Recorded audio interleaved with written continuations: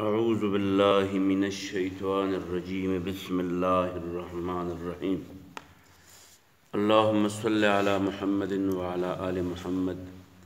كما صليت على إبراهيم وعلى آل إبراهيم إنك حميد مجيد اللهم بارك على محمد وعلى آل محمد كما باركت على إبراهيم وعلى آل إبراهيم إنك حميد مجيد وعن الحسن مرسلا قال رسول الله صلى الله عليه وآله وسلم من جاءه الموت وهو يطلب العلم ليحيي به الإسلام فبينه وبين النبيين درجة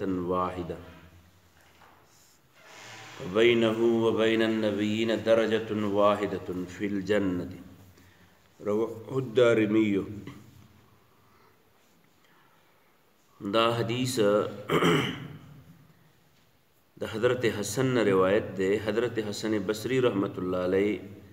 صحابی نه دے، خود پیغمبر علیہ السلام وینای نقل کړی دا. ممکن دا یو صحابی نه اوریدلی دی. هغه فرمایي چې رسول الله صلی الله علیه وسلم او فرمایل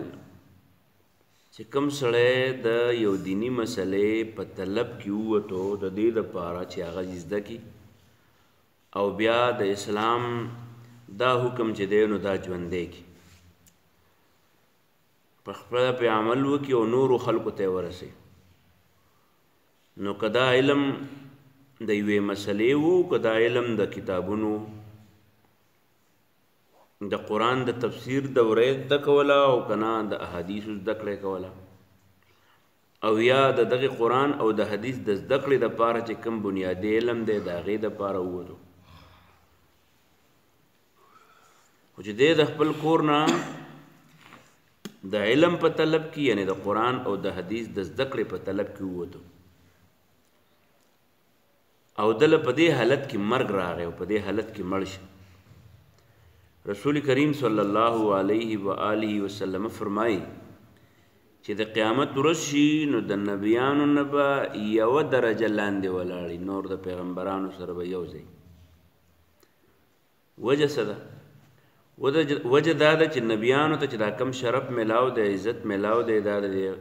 قرآن او حدیث او د الله تعالی د کلام د خدمت په بنیاد باندې ولاړ دی. او دا سړی چې دی دا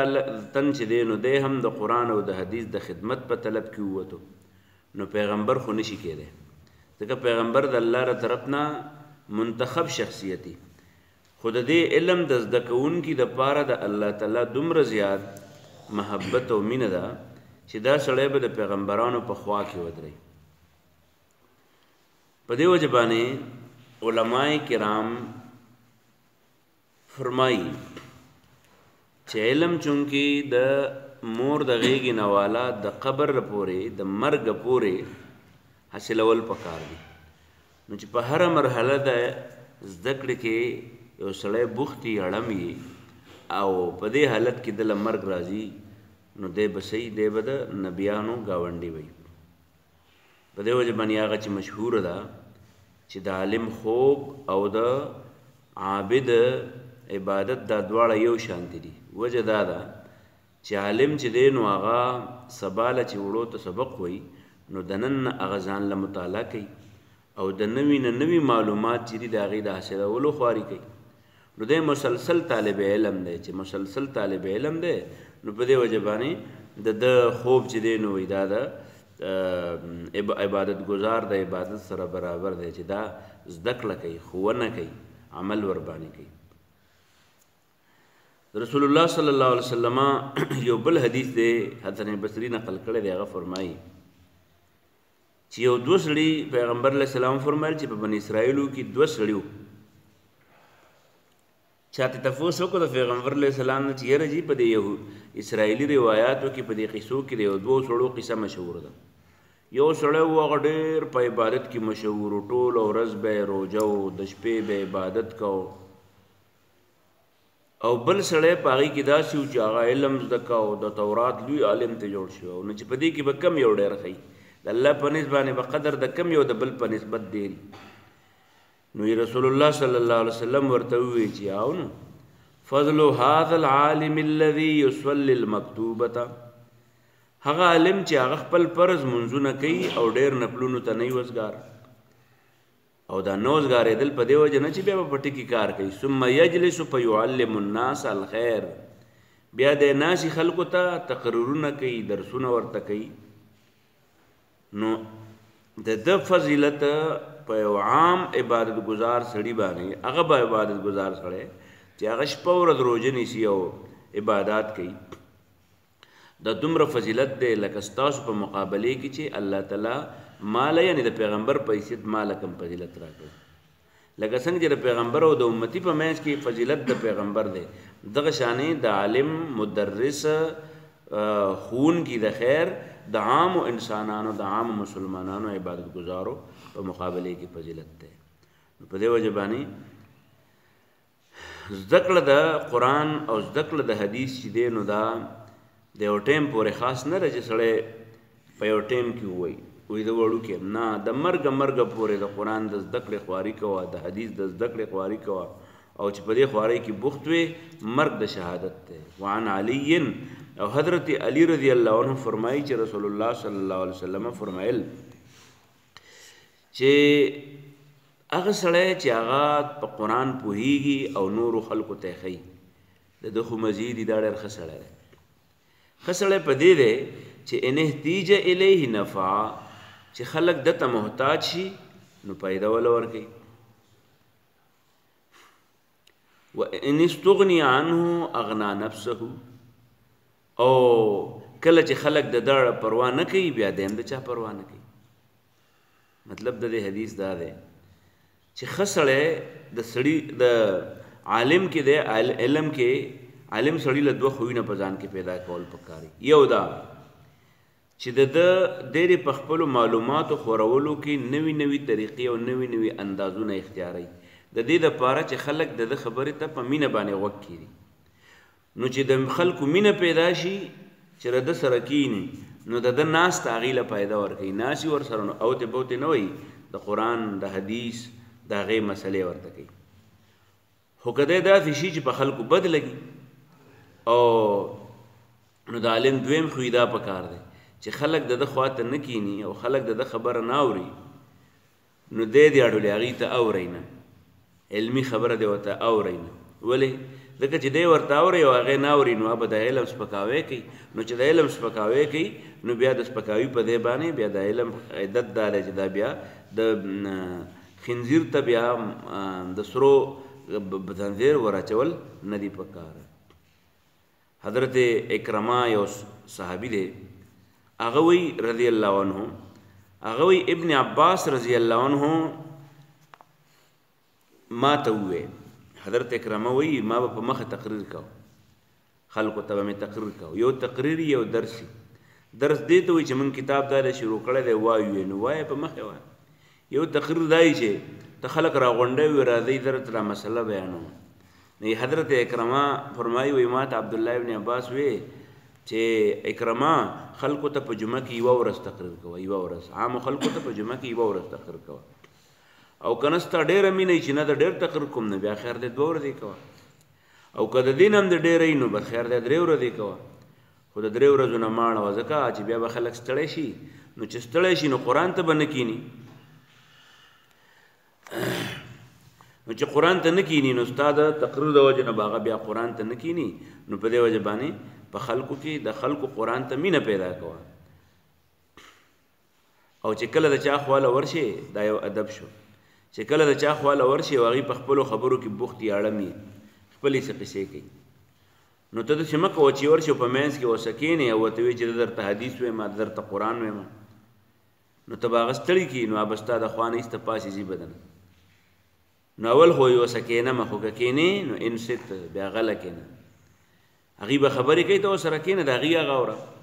فإن امروک فحدثهم که هغې درته وایي چې یاره مولوي صاحب ته هم پکې راته خبره وکړه نو بیا ورته خیر دی ته ورته د قرآن او د حدیث یوه مسله بیان کړه خو داسې مه کوه چې خلک لګیا دي ځان له په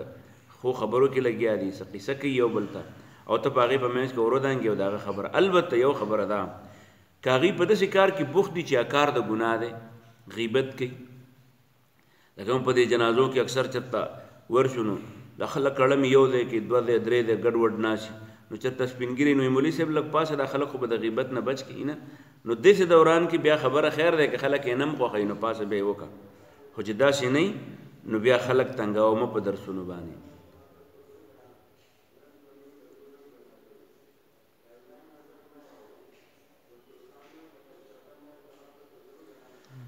وعن الحسن مرسلا د حضرت حسن بصری رحمت الله علیه نه روایت دی مرسلا د حدیث روایت کړي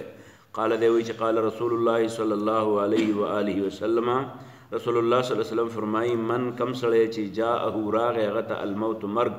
وهو د یطلب العلم په طلب د علم کې وته لیحیی چې را ژوندی کی به په دې باندې الاسلام اسلام په بینه د په منځ و بین النبیین او د نبیانو په منځ کې به درجه واحده یو درجه فرقي بین الجنت په جنت کې وعنه د دې حسن بصری نه بل حدیث روایت دی قال دی وی چې سئل رسول الله صلی الله علیه وسلم تپوس وکړی شو د رسول الله صلی الله علیه وسلم نه عن رجلین د دوه سړو په باره کې کانا چې و هغه دوه په بني اسرائیل په بني اسرائیل کې احدهما کانا عالما یو په دې کې عالم یصلی المکتوبه چې صرف فرض من به کو ثم یجلس بیا بکې ناستو په يعلم الناس